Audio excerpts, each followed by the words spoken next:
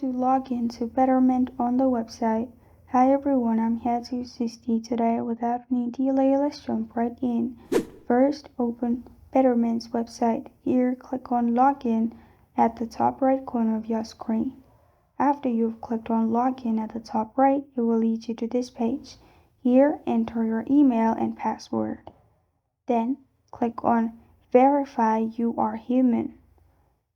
After there is a tick mark, you'll find Login button at the bottom. Click on Login at the bottom.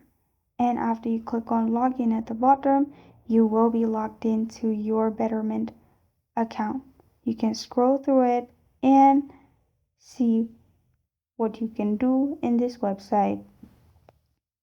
And this is how to log into Betterment on the website. Thank you for joining me today. If this video helps you out, please leave a like and subscribe for more. Got a question or want to suggest a topic? Comment below. Thank you for watching.